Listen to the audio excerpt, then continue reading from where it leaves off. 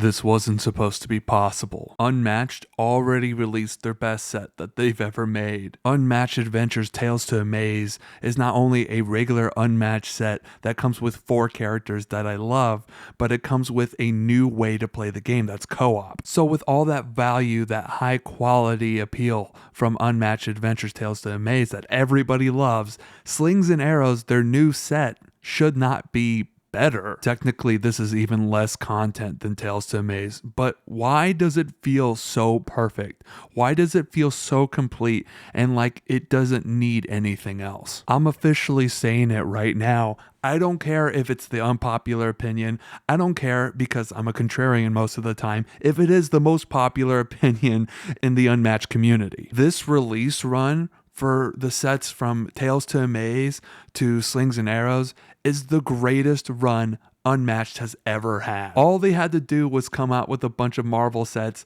and then right after that, they were like, trust us, guys, we got this from now on. Trust me, guys, I am not an Unmatched IP hater, but there is just something so special about when a public domain set comes out. It feels different. It feels like there was a lot more creativity put into it, a lot more oomph to it, and they felt like they wanted to experiment. They wanted to make it more complex. They wanted to do more, and that's exactly what they did. With the public domain characters, it seems like they had time to cook, and man, did they make something really yummy. I don't know Shakespeare like that. I just don't, okay? You can't call me a Shakespeare stan. I'm not part of Shakespeare army, and I don't have a Shakespeare character bias. Brother, when I see Shakespeare's writing, I don't know what's happening. But dude, when you get this set, you feel like Shakespeare is so epic, and it makes me want to check out his plays.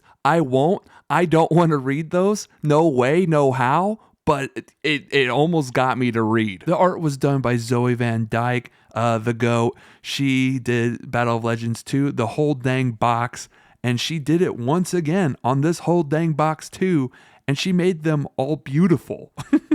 And I am attracted to every single character in Shakespeare now. For sure, this set is more complex. The entire box, I feel like, will be misunderstood for a while, maybe even a tournament or two. So, don't just sleep on these characters and think they're bad right off the bat. I gave them a lot of games, and I actually felt they were quite strong. Look, guys, I'm going to just tell you this plainly and simply. I took a break from Unmatched. I played the game a lot less. I thought about it a lot less. It wasn't really in my dreams, and it didn't come up in every conversation anymore like it used to. But the thing was, Slings and Arrows came out, and it brought back so much fire for me. I love this set. It gets me thinking. I don't even really want to play the other characters right now because I just want to learn these characters so much, because there's like possibilities with these characters. There's potential to learn like tech. These characters have options, and they can do things that we don't even understand yet. If I'm playing an old character, it's simply just to see how they do against the Shakespeare characters straight up. I'm a freak for this Shakespeare set. These characters are deep, but it's extremely rewarding to learn how they play, and it's actually not as hard as I initially thought it was going to be. It all just came together eventually. Now, here's something I don't do too often. It's talk about the map. Wow, I love this map so much. For this set, there's only one map, and I know some people like it when there's 2 maps on each side, but I really think you run the risk of one being lesser than the other, or one being like just not that balanced, and one being like really dope. If you take a look at it, it looks quite big, and it looks a little intimidating because there's like these one-off zones. And yeah, I'm going to tell you, that's what makes it great. The map, it doesn't actually feel all that big when you play around with it, especially if your character is a move 3 melee, especially if you're ranged. But if you're ranged, it actually have some weaknesses because these one-off zones have put characters that are ranged in situations where they have to approach, and that means they have to be adjacent, and they will get smacked by a melee character. Hamlet isn't your grandma's +2 fighter.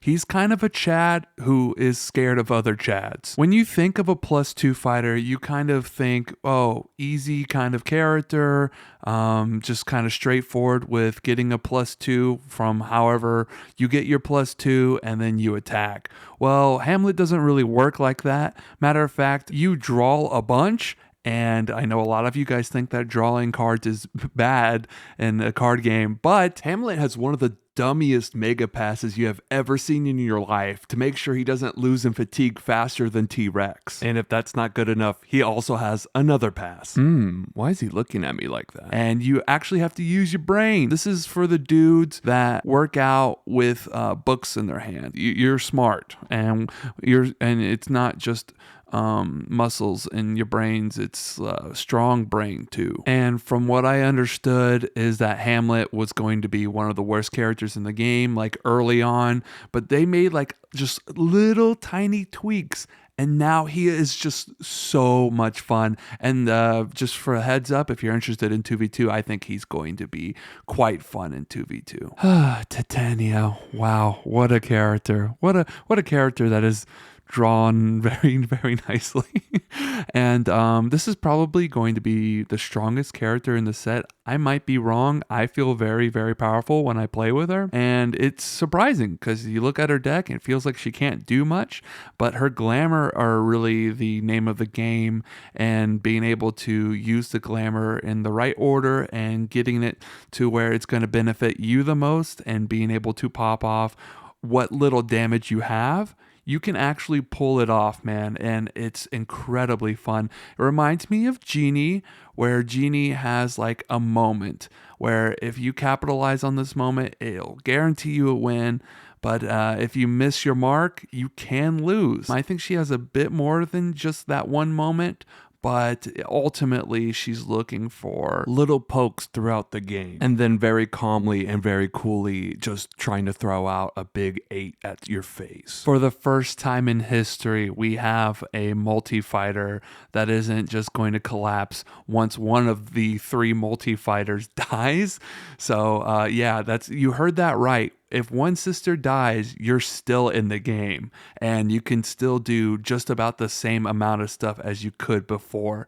Maybe missing a little bit. It's not like a Super Smash Brothers Ice Climber situation. You don't need all of your guys. You're going to be just fine. The sisters might be the most complex character I've seen in Unmatched, and in a very good way, because they, I think, have maybe the highest potential from, I can see some people thinking that they are like C tier good to potentially like A tier good. It's really a toss up. I'm not quite sure, but all I know is that they're incredibly fun, unique. Even though they all have 6 health, 666, they are quite tanky too. Their defenses are pretty dang good. I feel like they're the only character in their set that actually have good defenses, and it's because they have such crazy low health. When you have your spells all lined up and you're using them at the right time, wow, I really do feel like a powerful magician, and it feels so great to have an ability that can change everything if you just get better. Ah, Shakespeare, the man who started it all. Man, this character is fun. I think this is the first character in the game with 0 schemes and 0 blues in the deck. So this man, he doesn't have any lame way to just, not interact the entire game. If you kill his sidekick, the man has to come up to you eventually and either try to deal some damage or try to get started with his line. The fact that he has like card effects and then his line effects that cannot be canceled makes his deck so much fun, because you have to line it up just right, and it's not easy.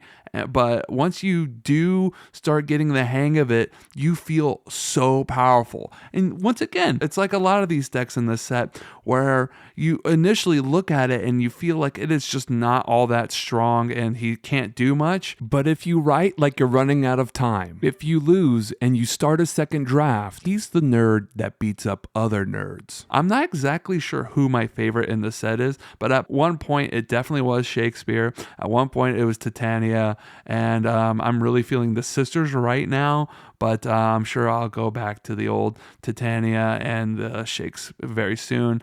And I feel like I'll even have my own Hamlet era as well. The thing about this set is interactions are very necessary, right? There aren't these lame characters that just wait around for you to lose in fatigue. These characters are motivated to come get you or for you to come get them so they can activate what they need to do. And yeah, that's why this set is amazing, because like you actually have combat interactions. I'd like to hand out a big thank you and a hug to Restoration Games for sending me this set. Yeah, I was always planning on being nice, but I was always going to give you my real opinion, especially if I wasn't vibing with it. But this is the vibe. This is the cohesiveness that I've been waiting for, and this set is maybe the new best set in Unmatched.